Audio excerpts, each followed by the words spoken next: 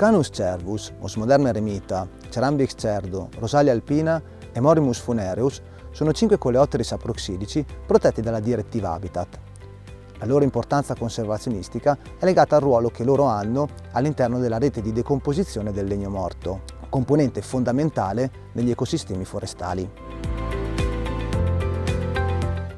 La direttiva Habitat prevede e obbliga il monitoraggio di queste specie al fine di valutarne il loro stato di conservazione. Questi 5 coleotteri, che sono le specie target del progetto MIP, hanno però abitudini alquanto elusive e quindi la loro individuazione spesso non è agevole.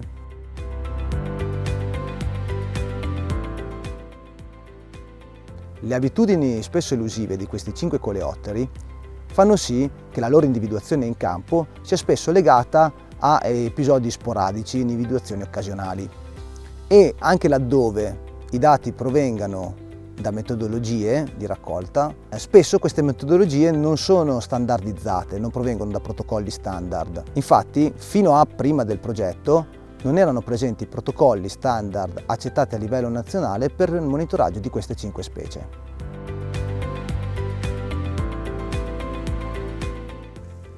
Per questo motivo sono state individuate alcune riserve naturali statali, variamente distribuite sul territorio nazionale, dove sono stati testati e confrontati per 3 anni consecutivi differenti metodi di monitoraggio per ognuna delle 5 specie target.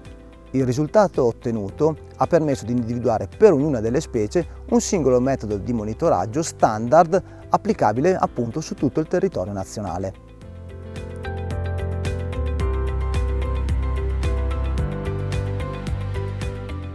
Questi metodi sono l'avvistamento al tramonto di Lucanus cervus lungo transetti standard, l'avvistamento di Rosalia alpina su alberi selezionati, l'avvistamento di Morimus funereus su cataste di legna appositamente tagliate e quindi a misura standard, mentre invece per quanto riguarda Osmoderma eremita e Cerambix cerdo sono state costruite appositamente delle trappole attrattive specifiche, quindi per ognuna delle 2 specie, e non invasive, in grado quindi di mantenere vivi gli individui una volta raccolti.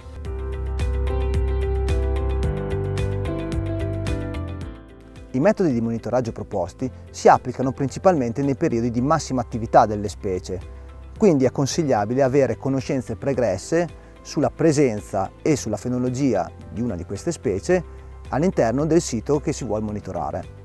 Inoltre, per quanto riguarda i metodi dell'avvistamento, in cui è richiesta un riconoscimento immediato delle specie che si vanno ad avvistare, è appunto necessaria una formazione di base per gli operatori che andranno sul campo. Mentre invece per quanto riguarda l'utilizzo delle trappole attrattive nei monitoraggi di Osmoderma eremita e Cerambix cerdo, è necessario prevedere un protocollo di campionamento molto più intensivo, quindi un impegno in termini di ore uomo leggermente più impegnativo rispetto agli altri metodi. Queste buone pratiche sono assolutamente replicabili. Si tratta infatti di monitoraggi standard, quindi con protocolli chiaramente definiti, dove viene definito il metodo di rilevamento della specie, vengono definiti il numero di uscite e la frequenza con la quale effettuarle, viene definito il numero di operatori e anche il periodo entro il quale effettuare il monitoraggio.